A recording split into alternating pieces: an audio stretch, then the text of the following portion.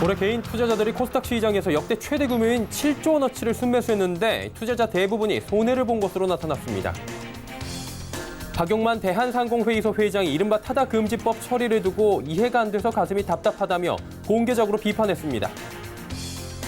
우리나라의 노동인구가 오는 2040년도까지 17%나 줄어들며 전 세계에서 가장 큰 감소율을 보일 것이라는 예측이 나왔습니다. 과천 등 경기 일부 택지지구에서 청약 1순위 자격을 부여하는 의무 거주 기간이 1년에서 2년 이상으로 늘어날 전망입니다. 센 뉴스 플러스 시작합니다.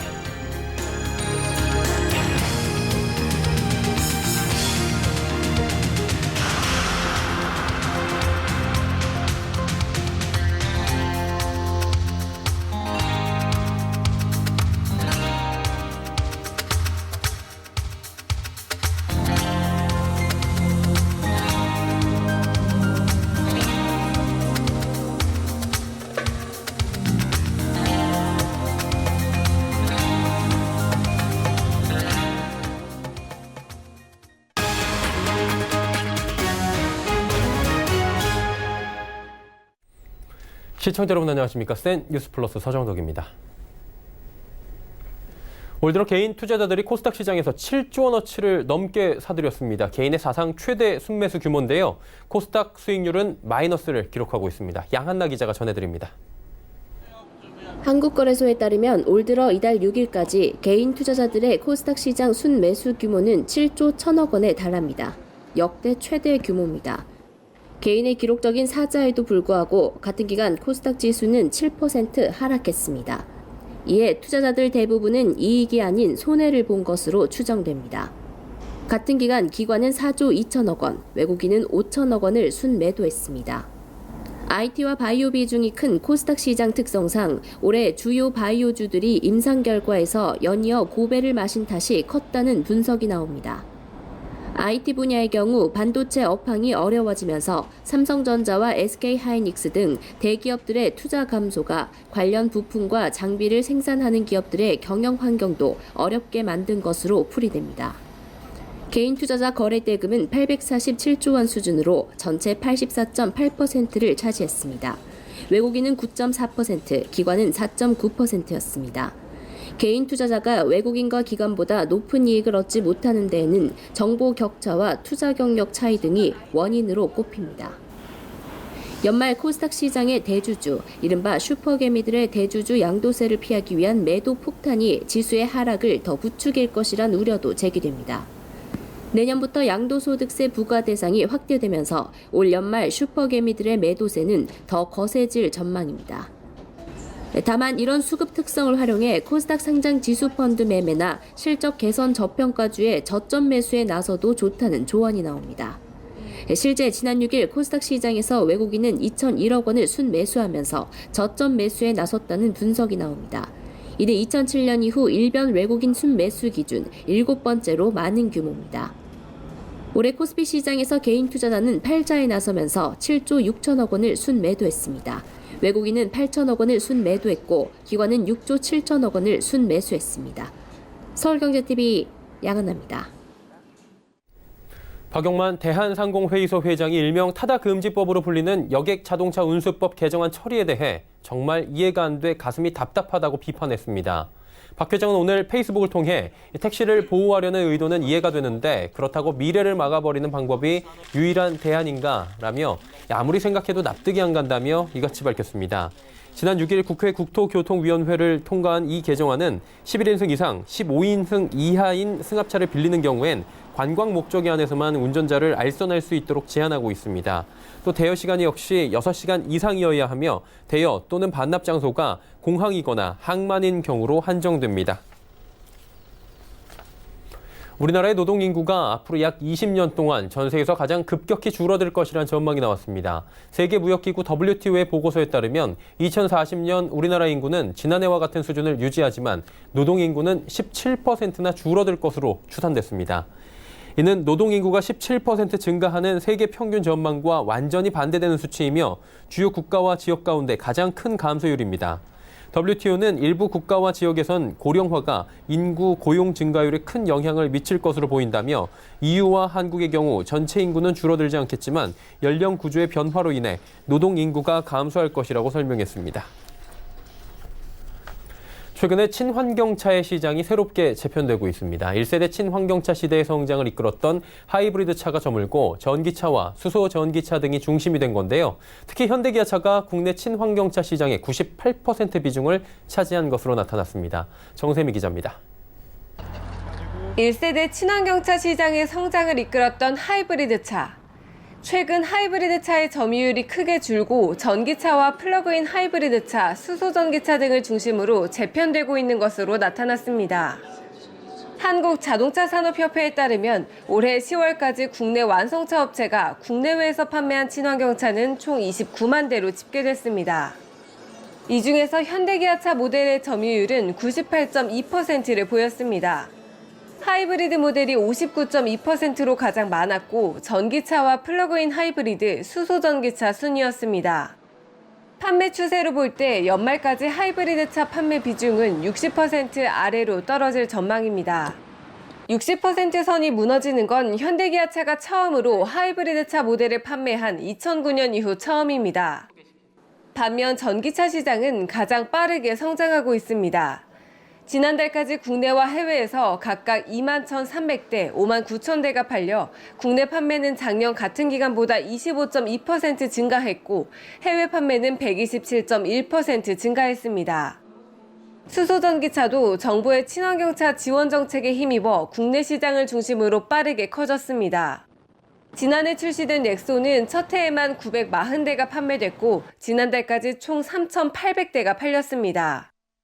이러한 추세에 따라 현대자동차는 지난 4일 CEO 인베스터데이에서 2025년까지 전기차와 수소전기차의 연간 글로벌 판매를 총 67만 대로 늘리고 제네시스와 고성 등 M 브랜드에도 전기차를 투입하겠다는 계획을 밝혔습니다.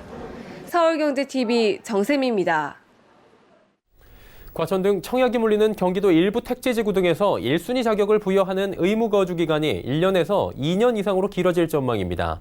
경기도에서 1순위 자격을 받으려면 해당 지역에서 1년 이상 거주해야 하는데 이 요건을 갖추려고 전셋집을 찾는 수요자가 늘고 있는 상황입니다. 과천은 최근 1%대 전셋값 주간 상승률을 기록하며 가파른 오름세를 보이고 있습니다. 과천시는 지식정보화 타운에 대한 거주 기간을 2년 또는 3년으로 올려줄 것을 경기도에 건의한 것으로 알려졌습니다. 경기도는 국토교통부와 협의를 통해 과천 이외의 다른 택지에서도 의무 거주 기간을 늘리는 방안을 여러 각도로 검토 중입니다. 정부의 벤처기업 육성 기조로 창업기업에 대한 투자가 조금씩 생기가 돌고 있는데요. 일각에선 이를 악용해 투자를 대가로 과도한 지분을 요구하거나 투자를 한 뒤 댓글 등으로 기업을 압박해 주식을 원하는 가격으로 현금화하려는 사례도 나타나고 있다고 합니다. 이른바 블랙엔젤로 불리는 이들 행태를 김성훈 기자가 보도합니다. 현금화 방안이 불확실하니 주식 처분 방법을 알려달라. 지금 이 기업에 투자하는 분들은 불리하게 시작하시는 것이다. 투자자 A씨가 크라우드 펀딩 투자를 진행 중인 B기업의 펀딩 게시판과 투자자 커뮤니티에 올린 글입니다. A씨는 약 1년 전 유아 교육 콘텐츠 스타트업 B기업에 크라우드 펀딩 투자를 한 뒤 취직을 요구했습니다.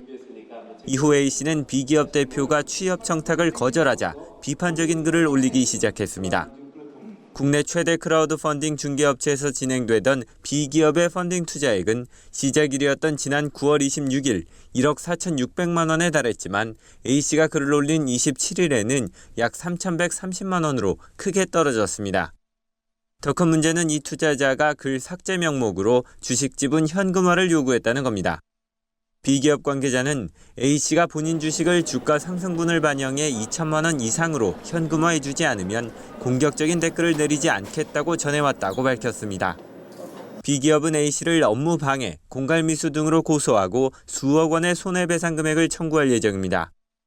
이처럼 최근 유망 스타트업에 투자를 한 뒤 금전을 요구하거나 투자를 명목으로 과도한 지분 혹은 수수료를 요구하는 이른바 블랙엔젤 논란이 커지고 있습니다. 익명을 요구한 다른 스타트업 관계자는 엔젤 투자자라 소개하며 기관과의 연결을 구실로 수천만 원의 수수료를 요구하거나 수억을 투자할 테니 51%의 지분을 달라는 경우도 있었다고 털어놓았습니다. 바이오 스타트업 중 한 곳은 공격적인 댓글로 펀딩이 아예 중단되는 경우도 있었습니다. 벤처 투자업계 관계자는 당장 자금이 급하다 해도 투자를 빌미로 한 부당한 요구에는 응해서는 안 되고 정부기관의 도움을 청해야 한다고 조언했습니다. 서울경제TV 김성훈입니다.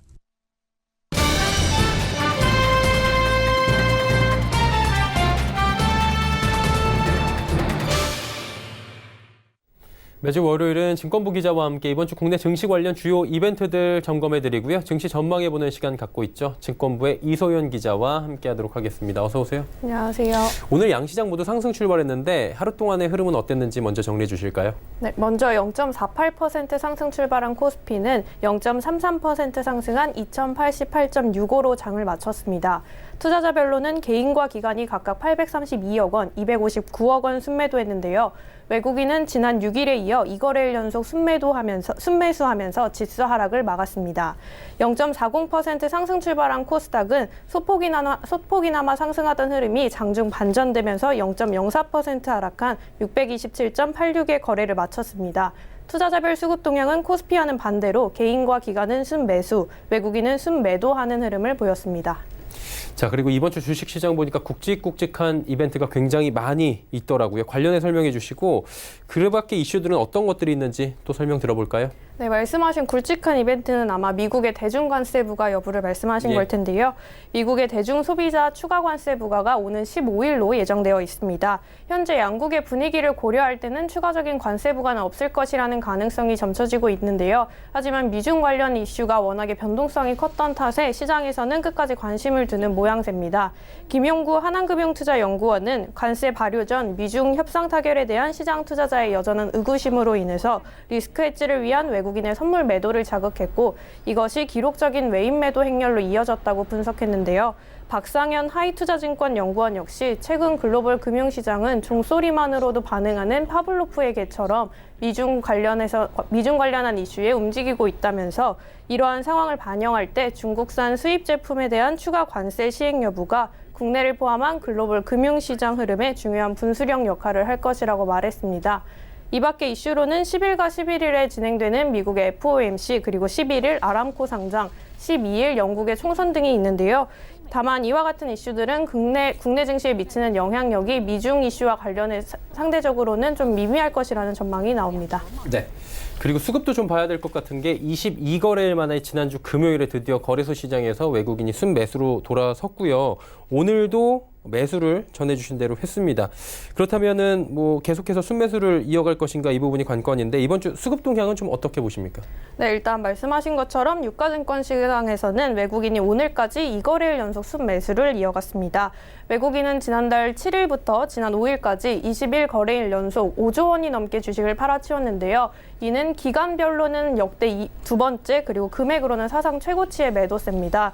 시장에서는 미중 무역 분쟁의 영향을 받아서 매도세를 보였던 외국인이 협상 낙관론에 매수세로 돌아섰다고 분석을 했는데요. 이 때문에 오는 15일 미국의 관세 추가 부과 결과가 차주에 있을 외국인의 수급 동향에도 영향을 미칠 것으로 보입니다. 네, 이번 주에도 증시가 뭐 위아래로는 크게 움직이지 못할 것 같다라는 전망이 자연스럽게 나올 것 같은데 코스피 밴드는 지금 증권사들이 어떻게 지금 보고 있고 전략들은 어떻게 내놓고 있던가요?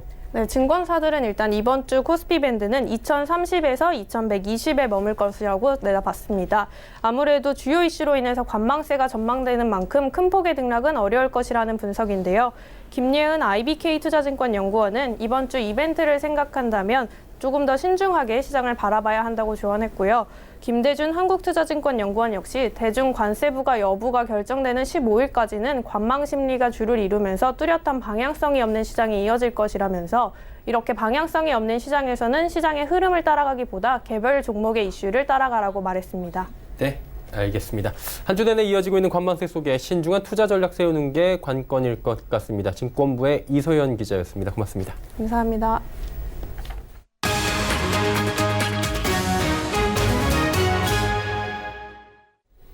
올해로 창립 30주년을 맞은 한국감정평가사협회가 국민 실생활에 도움이 되는 양질의 부동산 정보를 제공하는 데 앞장서겠다는 포부를 밝혔습니다. 특히 임대차 시장에서 정보 부족으로 어려움을 겪고 있는 수요자에게 필요한 정보를 집중 지원한다는 계획입니다. 정창신 기자입니다. 1989년 설립된 한국감정평가사협회.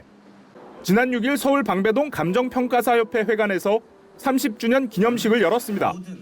김순국 감정평가사협회 회장은 감정평가사가 국민에게 도움을 주기보단 감정평가를 수단으로 생활 편익만 취하는 업자로 잘못 인식된 건 아닌지 성찰하고 국민 실생활에 도움이 되는 정보를 제공하는 데 업무 역량을 집중하겠다는 계획을 밝혔습니다. 국민들에게는 실생활에 도움이 되는 양질의 부동산 정보를 제공하는 데 앞장서겠습니다. 특히 임대차 시장에서 정보 부족으로 어려움을 겪고 있는 수요자에게 필요한 정보를 제공하고 여기에 국민의 행복 실현과 국민의 재산 보호, 국가의 가치를 더하는 협회, 사회적 역할을 만들어가는 협회 등의 비전을 내놨습니다. 정치권에서도 감정평가 업무의 중요성을 강조하며 공정 가치를 주문했습니다. 우리 사회의 자산을 평가하는 데 있어서 매우 저울과 같은 그런 역할을 하는 것이기 때문에 감정평가사의 협회 업무가 중요하고 매우 값어치 있다고 생각합니다. 부동산 자산에 대한 여러 가지 이해갈등 속에서 공정과 정의를 실천할 수 있는 수단으로서 저는 감정평가가 중요한 역할을 하고 있다고 보고 있습니다. 한편 이날 행사에선 나눔 문화 확산과 사회적 가치를 다하기 위한 희망 더하기 기부식과 감정평가사회관 준공기념 간판석 제막식 등이 진행됐습니다. 부동산 관련 협회장과 여야 국회의원 등 관계자 300명가량이 참석한 가운데 감정평가 산업 유공자에 대한 포상도 진행됐습니다. 서울경제TV 정창신입니다.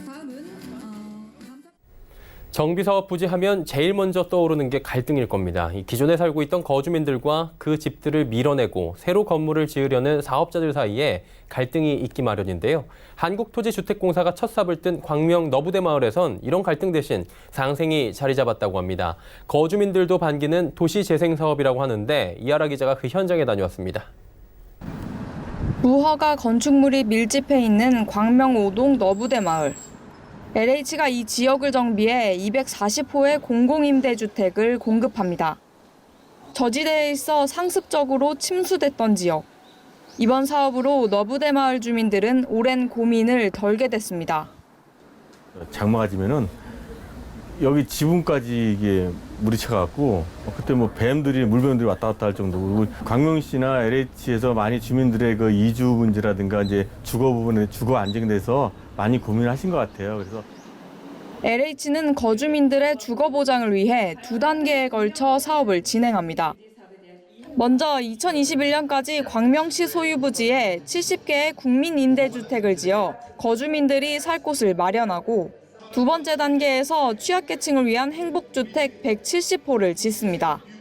거주민의 둥지 내몰림을 막는 동시에 지역 공동체의 상생을 위해 LH와 광명시가 머리를 맞댄 겁니다. 이제 도시계획적으로 아주 복잡한 문제를 이제 풀어준다든지, 그다음에 이제 순환 재개발을 한다든지 이런 다양한 방식으로 사업을 진행함으로써 주민의 주거 안정도 기하면서 사업성도 제고하는 이런 효과가 있지 않을까. LH는 이번 광명 너부대 사업지구 착공을 시작으로 올해 12개, 내년 35개 도시재생 뉴질 사업을 조기 착공한다는 방침입니다. 서울경제TV 이하라입니다. 4차 산업혁명의 성공을 위한 가장 중요한 요소는 교육과 인프라라는 의견이 나왔습니다. 한불 상공회의소 주최 경제포럼 참석차 한국을 방문한 프레데릭 젠타 모나코 공국 디지털 최고 책임자는 전 국민이 4차 산업혁명을 통해 혜택을 받고 체감할 수 있게 해야 한다며 이같이 밝혔습니다. 그는 모나코에선 어린 학생들도 의무적으로 컴퓨터 프로그래밍 등에 대해 배우고 아마존과 클라우드 네트워크 서비스 구축도 추진 중이라며 교육과 인프라의 중요성을 강조했습니다. 우리나라의 4차 산업 현황에 대해선 민관 협력이 잘 되고 있다고 느꼈다며 5G망 구축의 선두 국가라는 공통점이 있는 만큼 다양한 분야에서의 협력을 기대한다고 전했습니다.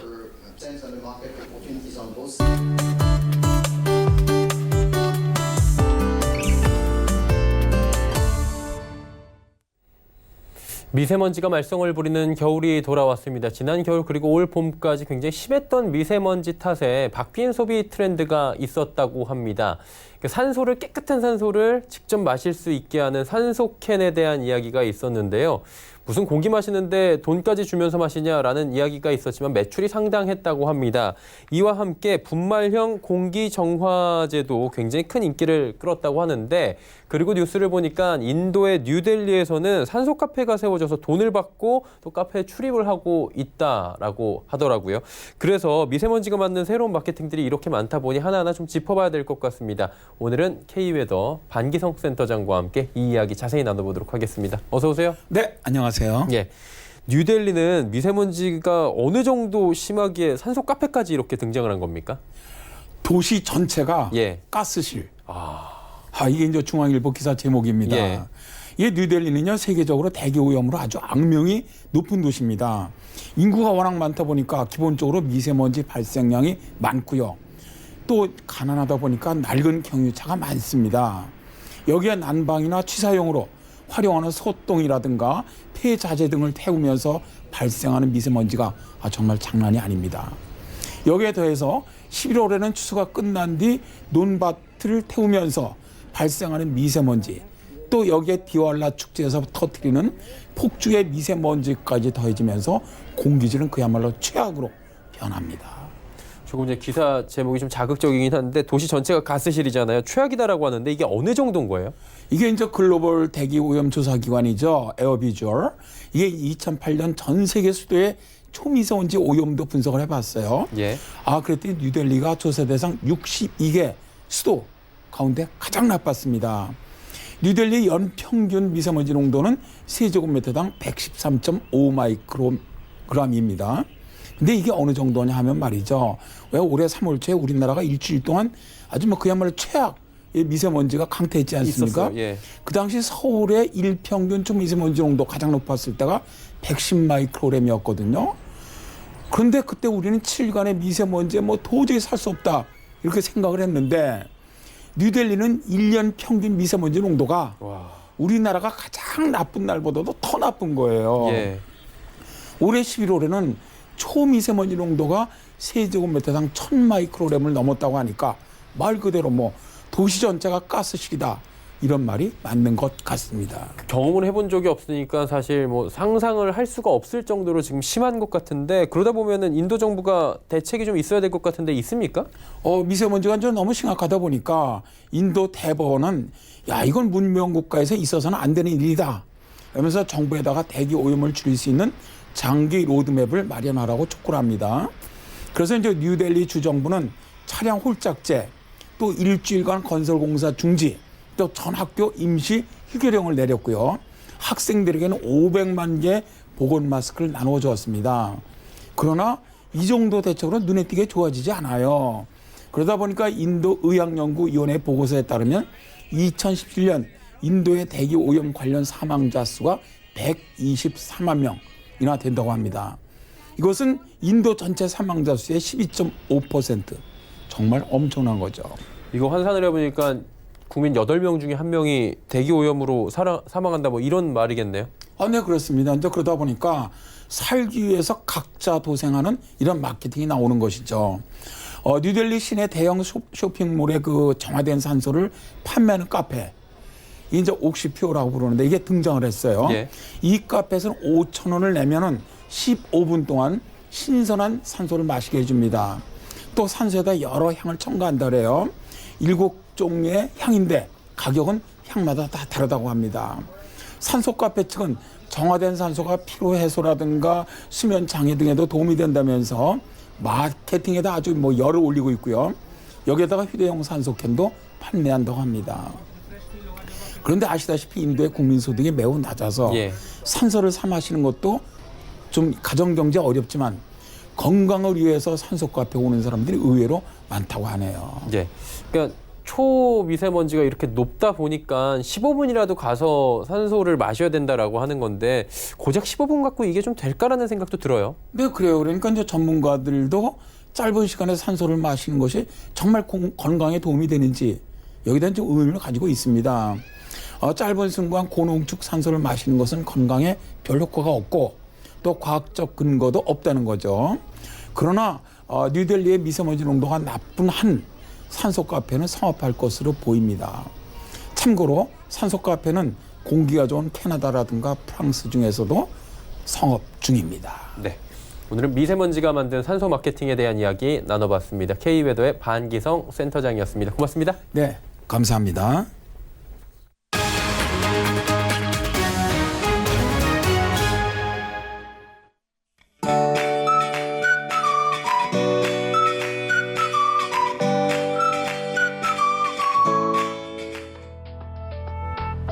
안녕하세요. K웨더 라이프스타일 예보 김단비입니다.